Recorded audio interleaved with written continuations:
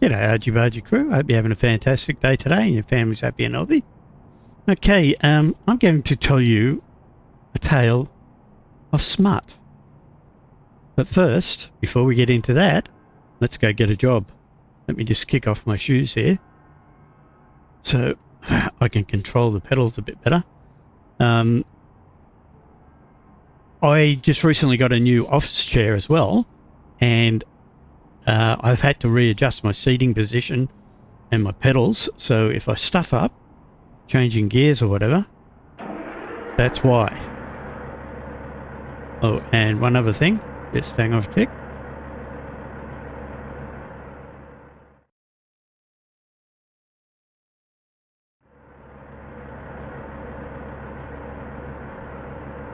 Okay. I was just making sure my head tracking was working correctly, which it is. I'm in the DOM 379. This is his free version. And we're just going to pick up a job here in Tulsa from the Bargy Transport Depot.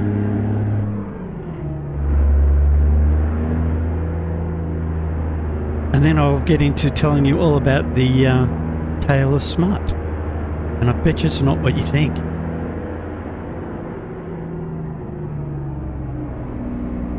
So stick around.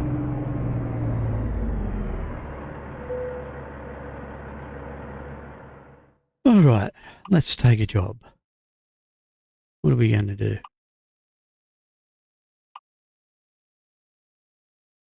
That one looks good enough. So we're going from Tulsa through to McAllister. Actually, maybe a little bit longer because this might take a little while, this story. Okay, we'll take some buttermilk. Ooh, it's a triple. From Tulsa to Clinton. We'll take that job now. And where is it? It's down to the left. There it is. Let's pop outside so you can have a look. Yeah, like I say, this is the Tulsa depot.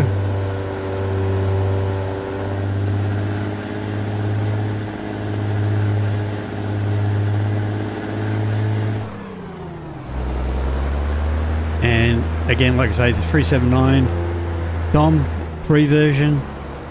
And if the free version's anything to go by for the paid's good, but I so want to buy it, but I'm not prepared to spend that type of money on a paid mod. I have to be honest with you guys. It's just too much. 80 bucks US, which works out to be around about 130 Australian dollars. So yeah, I've never paid that much for a mod in my life, and I never will. I was going to the other day, came so close, and then I went, no, not for that sort of money. I mean, like I say, it is a good mod, judging by the free one. It's like a bit of a demo for you. And like I say, I love it. I think it's a great mod, but yeah, I can't justify that type of money, especially the fact that I'm not a rich man.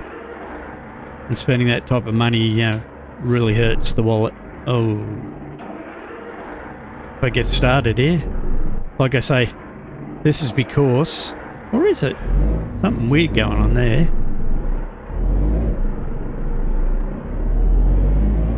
Turn right. Like I say, I've had to reset up the pedals, and I'm not used to the throw on the clutch and everything again. Got to get used to it again. And I'm only using the clutch to take off in first. After that, it's turn right. Just the throttle I'm using to change gears.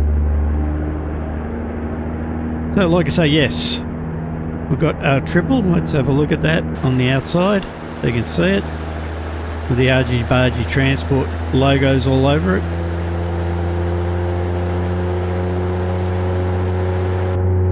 And we're off.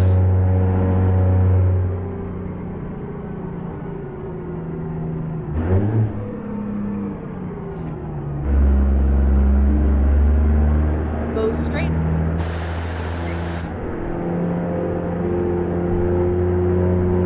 Okay, so the tale of Smut. What does it entail? Alright, well, I'll tell you what it does. Many, many years, stay where you are, many, many years ago, I sold my business, I sold my house, Turn left. and myself and my girlfriend took off on a working holiday around Australia. Oops. And we were living, I bought an old lawnmower trailer. It was an enclosed trailer that had a drop down at the back and a small drop down at the side. Small drop down at the side I converted into basically a drop down kitchen. And the reason I wanted the ramp at the back was that I had a motorbike, and I made a drop down bed in the trailer, and but it would fold up, and then I could ride the motorbike up into the trailer, lash the bike down, and take the bike with us wherever we went as well. So I had the car, the trailer, and the bike. And like I say, take the bike out, drop the bed down, and you had like a small camper van basically. Worked out really well.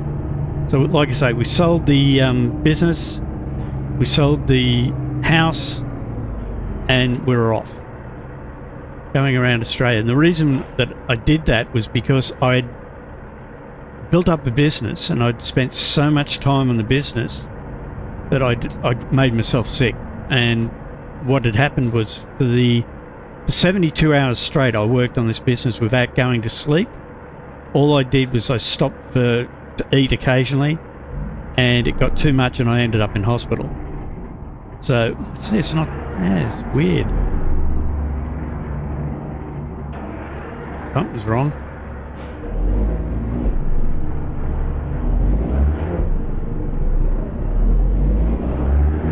Unless it's just the weight. Might have to start in low. And yeah, so I ended up in hospital. My girlfriend had to race me to hospital, and that was it. It was all stress related. My heart was fine, everything else was fine. I was just basically a breakdown. And I said, right, that's it, I'm selling everything, and we're off. So I sold the business, then we sold the house, and we took a trip around Australia. And I can tell you right now, it was the best decision I've ever made. All right, let's try low. That's what it was. Just the weight of the trailer. Go into gear. Thank you.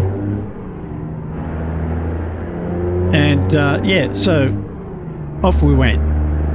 And what we used to do was every morning we'd get up after we'd been on the road, we'd pull up somewhere. If we liked the place, we'd stay there a couple of days, or maybe a week, or maybe a month, whatever we wanted to do. We were totally free to do whatever we wanted to do. But the plan where we're going next, we'd get a road map out and go, that's where we're going. So we just basically throw darts at the board. And it was the best time of my life. And hers, she loved it too. And we had a great time. But we were working around as well. We weren't just depending on our savings from what we'd sold and all that stuff. We wanted to try and save money as well. So it was a working holiday that lasted a couple of years. So we were working at various, how's that trailer doing back there? Good. We were working at various farms and whatnot as we were going around Australia. Geez, these gears don't want to work, do they?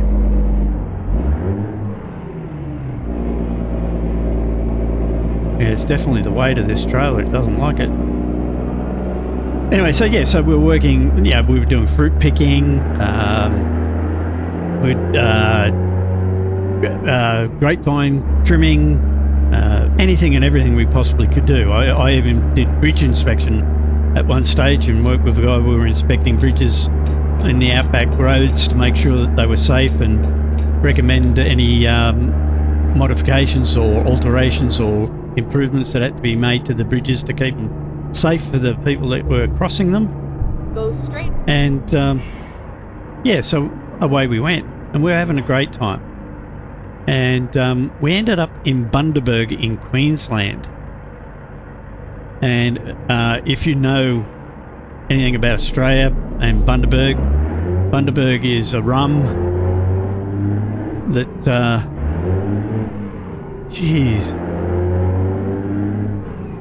that is quite nice. Keep left. And it's one of And the then exit drinks that I right. used to really enjoy. So that's why I thought, yeah, let's go to Exit Bundaberg left. and have a look what's there. So we went to Bundaberg and we ended up in a caravan park there. We stayed at, because it was really cheap. But I wanted to get some work because, like I say, we were doing a working holiday, and that way also you get to meet people and have great experiences and whatnot. Oh, before I go on about that, some of the great things about travelling around Australia, like a nomad in a car and a caravan or whatever it may be, an old bus, is that we used to go to all the free campsites because we're misers. We wanted to save as much money as we possibly could. And one of the great things about free campsites was what they call the happy hour. So you pull up at a free campsite and there'd normally be like a communal campfire or something like that, basically in the middle of the campsite, that everybody would huddle around. And then we'd have the happy hour at around about, well, dusk, whenever dusk was. Geez, we're getting a bit of skipping here. Lag. Around about dusk, we'd all huddle around this campfire and everybody would bring a plate of food, a couple of beers or whatever, and we'd share the food, and it was happy hour. And you'd tell tales and stories about your adventures of travelling around Australia. You get to meet new people. Yeah, like I say, have a few drinks, smoke a little bit of the happy weed or whatever, and have a great time. And we met so many great people doing that. And while we were doing that at one of these happy hours, someone happened to mention, I mentioned that we were going through to Bundaberg. That was our next stop. And someone said to us, why don't you go and, because I told them that we were working, it was a working holiday. And they said, why don't you, where are we going here? Okay. They said, why don't you go to the DPI there, Department of Primary Industries, and you'll probably get a job there because they're always after workers. So I said, yeah, not a problem, we'll do that. We'll go and check out check out the Department of Primary Industry when we get there and see if we can get a job. So anyway, yeah, off we went and we ended up in Bundaberg. And to get the actual name, there's a little place outside of Bundaberg where we got this caravan park, and it was only, believe it or not, I think it was $30 a week to stay there. Because it was basically out in the middle of nowhere, in amongst the cane fields. And if you know, like I say, if you know Australia and you know Bundaberg, but that Bundaberg is where they make the rum, Bundaberg rum. And if you ever get to try it, it's really nice. And there's heaps of cane fields, sugar cane fields around that area and all around Queensland basically, but especially in Bundaberg, because like I say, they use the sugar cane to make the Bundaberg rum. So anyway, we thought, okay, we'll probably get a job with DPI doing something, Department of Primary Industry, probably something to do with the sugar cane. So it just so happened that our timing was basically perfect, because as we were there for about a week, and I tried to get a job with the DPI, but I applied for it and I hadn't got anything back, and we're hoping that both of us would end up with something, some sort of work there. And it just so happened that they wanted some smut finders. I know you're getting really interested in what this smut is, and some of you probably already know what it is.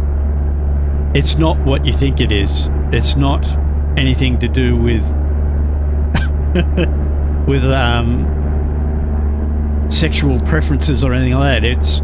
Smut is actually a disease that gets into the sugarcane.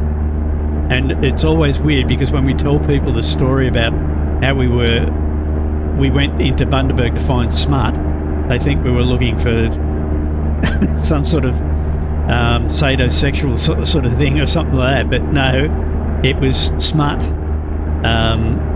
the sugarcane disease. And I'll put a image of smut up here somewhere, and so you can see what it looks like. And I'll leave a link, the Wikipedia link down in the description, so if you want to check it out, you get to see it. So anyway, so yes, so the sugarcane fields, they'd been, look at how laggy this is. They had reported that there was people had found smut in their sugarcane field, and what smut basically does is it destroys not the current yield of sugarcane. There's a couple of my guys in the parking lot there. Look at that. It doesn't destroy the current field of sugarcane or yield of sugarcane, but it destroys the next one. So if you find smut in your sugarcane, you know that your next yield is going to be stunted, and sugarcane grows to, I don't know, about 2 or 3 meters tall at its full length. But what it does is it stunts its growth and makes it only about 1 foot tall. And so basically you've got a wasted crop. So the only thing you can do is you've got to go in there and burn the crop, flatten it. Keep left, and then keep left. So our job was, we were assigned to go walking through the cane fields and look for this smut. Keep left, and then exit left. And like I say, if you have a look at the picture now, that is what it looks like. So, and it's extremely hard to find in the cane fields because, if you can imagine, cane fields are extremely dense, and some of them actually fall over on themselves because they get to a certain height and they're so heavy they end up falling over, and you've got to try and find it in amongst all that. So we were tasked to find this smut in the fields, and then if we did find it, we'd have to burn the field to get rid of it, so that these farmers, it wouldn't spread, number one, and number two, it would prevent them from losing their next yield from smut.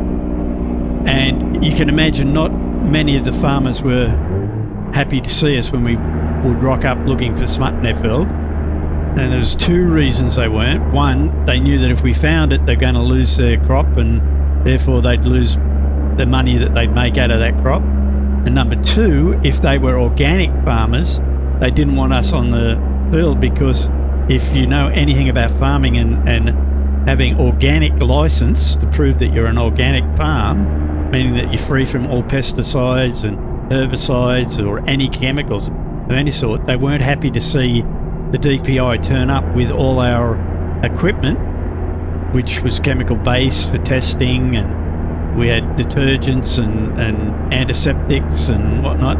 They were extremely unhappy to find us on their farms, although a lot of them weren't. A lot of them were quite happy to see us and were welcoming us to come along and help them and give them the all clear, or tell them that unfortunately you've got it and you're going to have to burn your crop.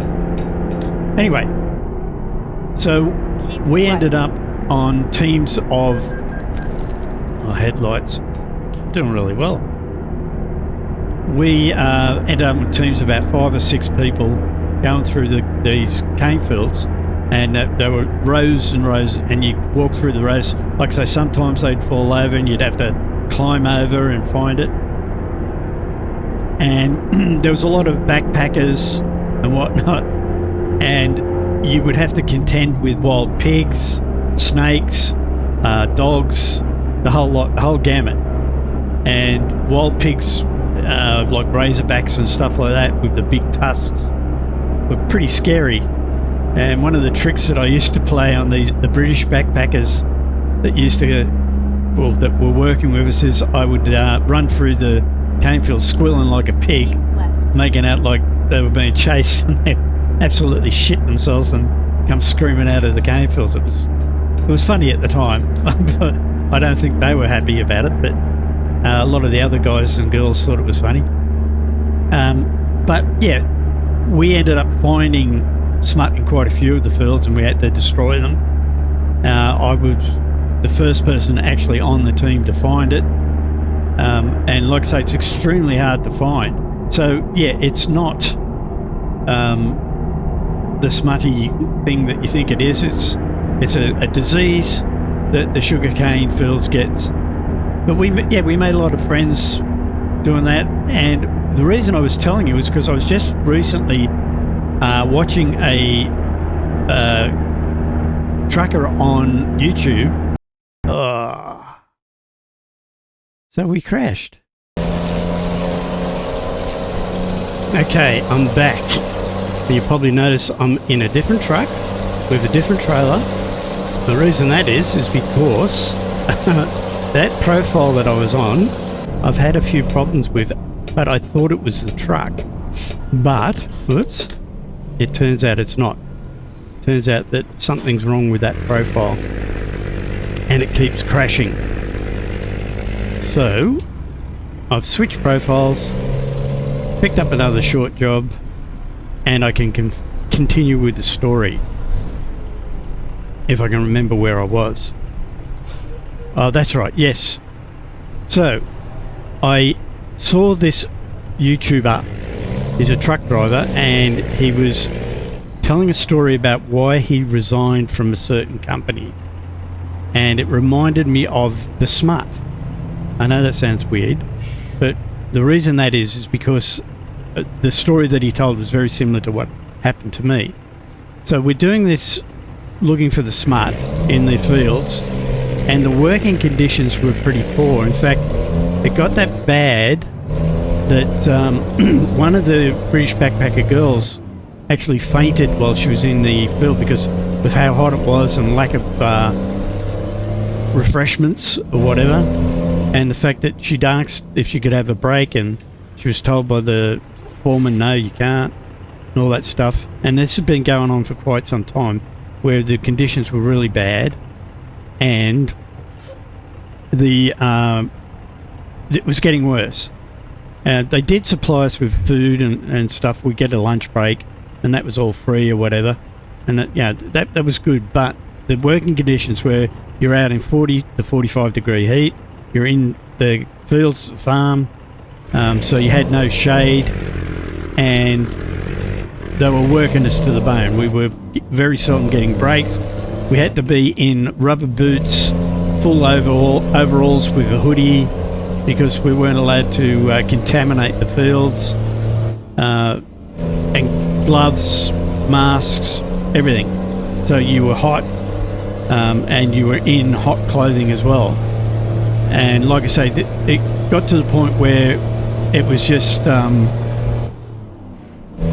working conditions were really bad. Right. And then So turn right. at the lunch break, because I was basically in charge of these guys, and then there was the foreman, I said to them, look, I'll have to talk to the foreman, and tell him that we're not going to continue until we get some sort of breaks, so we can stop and have a bit of some refreshments. Oh, what's going on? So we can have a break and have some refreshments, so that this doesn't happen. Because I basically had to carry this girl. Well, I did. I carried this girl out of the field and put her down on the ground. She had heat stroke. It's that simple. And he still didn't want us to stop. He said, just leave her there and let her cool down, and get back in there and do your job. And I basically at lunchtime sat down with the guys, and I said to them and the girls, do I turn here? Go straight. Go straight, okay. So I said to them, look, I'll have a word to them, but I need you guys to back me up, because if I go in there and say that, I've got complaints, we want this, we want that, unless you guys are going to back me up, we probably won't get any satisfaction. So they all said, yeah, no worries, we'll back you up. So I thought, oh, this is great. I can do this. All these guys are behind me. And off I went. Grabbed the foreman, and he sort of said to us, why aren't you working? I said, well, I just wanted to speak to you. And he said, what's it about? And I told him, I said, we want better working conditions. We want to be able to have a break and have a refreshment every now and again so we can cool down, go back in. We're not worried about working. We want to work hard for you, but we also need to be able to cool down so that we don't end up fainting like this poor girl did. And he said, oh yeah, well, what do you all say? And he went to them individually and said to them, do you feel the same way? And they all went, oh no, we're perfectly fine. We're happy the way it is. And I could not believe that they'd sat there and told me they were going to back me up and say, yeah, they're pissed off and they want a break as well. And yet everyone that he went to individually said, oh no, we're perfectly happy. We're enjoying it. There's nothing wrong with the job. We're fine. Not one of them backed me up. They all said they would, but not one of them backed me up. And that's what reminded me about, he had a similar experience where two of his co-workers said that if he went in and complained to the boss, that they'd back him up, and yet neither of them did. He went in, he complained to the boss, and the boss looked at these two guys and said, do you agree? And they didn't even answer the boss. They basically stood there silent and didn't say a word, so he ended up quitting. I didn't quit, but I basically told the other guys to go and get stuff, the other workers, because they wouldn't back me up and that I wouldn't help them any further. That to me, that the turncoats, because they said they were going to help me and they didn't. But that's the story of Smut, in amongst all the problems that I have with my other profile. Hopefully we're not going to get the same problem with this profile. This is where the other one crashed, up here past this.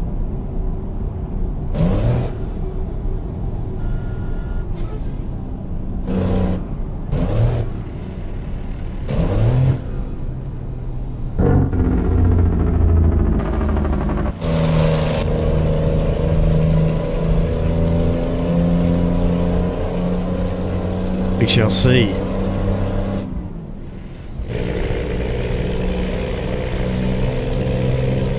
So but I recommend to anybody that has the opportunity to travel around Australia if you're an Australian, or travel around the US if you're US, or travel around the UK and just do a working holiday in a caravan or a camper, whatever it may be. I highly recommend it, especially here in Australia, because the mob that you meet, the people that you around the campfires of the night, they're fantastic people, and the stories that you hear are just incredible. But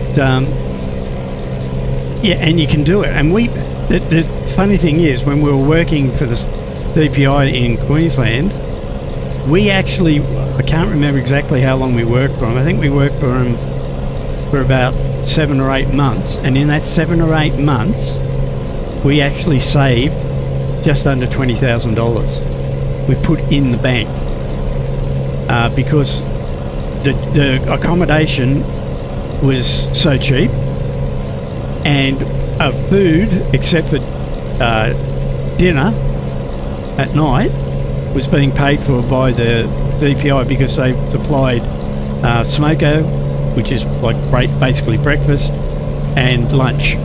They supplied that, so we didn't have to worry about buying our own food as far as breakfast and lunch went. But dinner we had to buy, but we'd just go down to the pub at night, put a bit of money through the pokie machines, and have a meal and a couple of beers, game of pool, go back to the caravan park, go to sleep, get up, go to work. And like I say, we saved just under $20,000. That was both of us, not just one of us. I mean, because we were both working. My girlfriend and myself were both working for the DPI, so we combined, we saved about $20,000, which helped pay for us to further travel around Australia and see the sights. And like I say, it was the best thing I ever did. Totally, you feel the stress just totally leave your body, when you do something like that, because you've got no responsibilities except for your vehicle and your food. That's it. That's all you have to worry about. As long as you've got money to maintain your vehicle and put fuel in the tank and pay for accommodation if you're staying at a caravan park. But if you're staying at a free park, you know, a free camping site, you didn't even have to worry about that. You just have to worry about food and your vehicle. Actually, that was up here that we crashed, wasn't it? Let's see what happens. Oh, it might crash. Because this is where we saw the other... Yeah, see, there's the Bargy crew in there as well. Well, let's see if we crash. Because like I say, that other profile, my previous video I did on the mysterious monster truck, it crashed at another place on the map, and that it was on that same profile. So I'm guessing that profile, because I thought it was a truck that was causing the problem. Keep left, and then keep left. Yeah, it was up here that we crashed.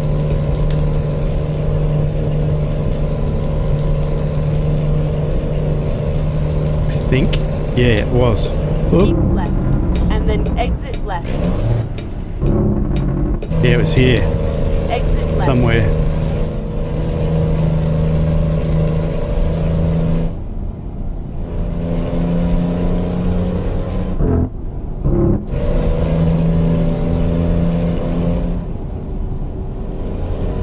But yeah, so like I say, if you do it right, you can actually save money. If you're working your way around, you can actually save money, and it pays for itself. Here we go, we're going to crash. Keep right, and then exit right. There's another one of my crew coming past, the Bargy. Exit right.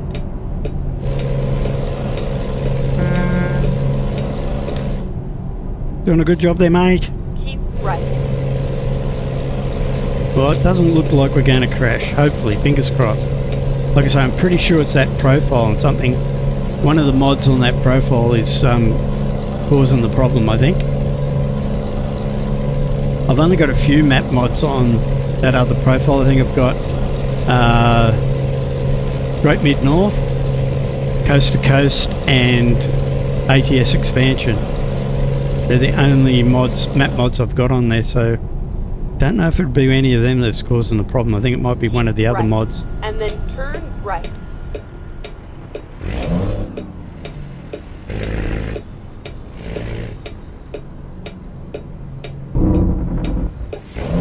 Turn right. I'm doing real good with the gears lately. Like I say, it's because I'm trying to get used to these pedals again. They're in a different position and it feels all weird. It's once, you know, I've had this sort of set up prior to this one for so long, and it's muscle memory, and now I've got to teach myself it all over again. Plus I adjusted or recalibrated the wheel and pedals. And so yeah, it's all new. Turn right.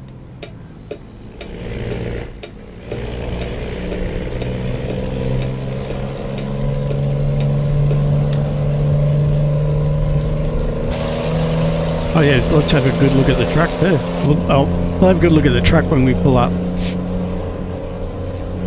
which is just up there somewhere.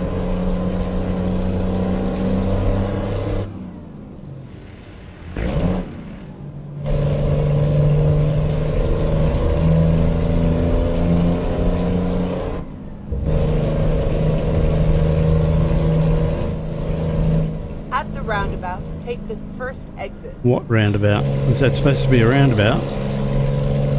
Exit now. Okay, so we're just up here.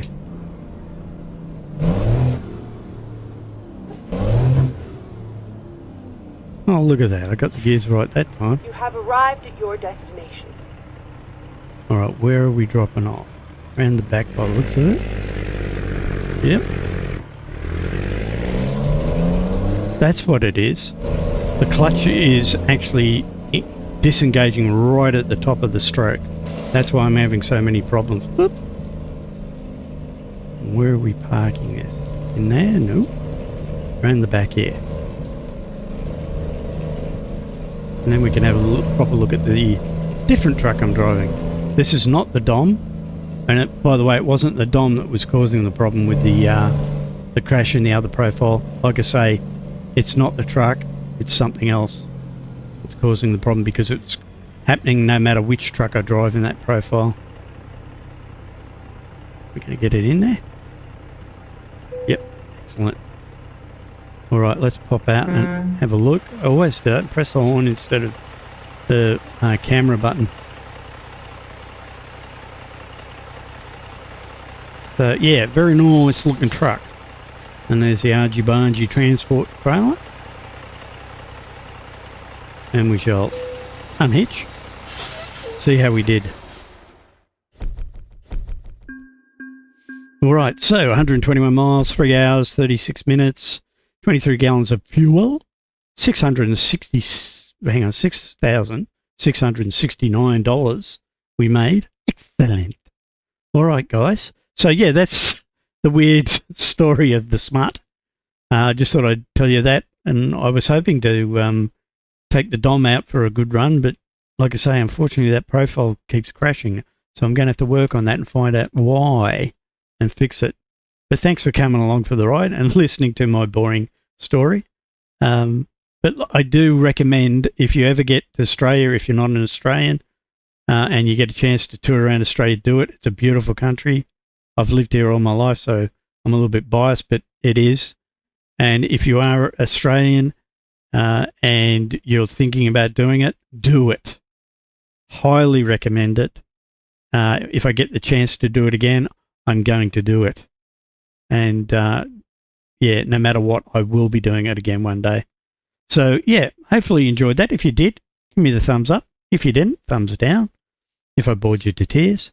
The other thing too is, if you haven't subscribed, please do so. It's free. You might as well. It doesn't cost you anything. And if you think that somebody else might like to watch this, share it with them so they get the chance to. And hopefully, if you did enjoy it, we'll catch you in the next one. So it's bye for now.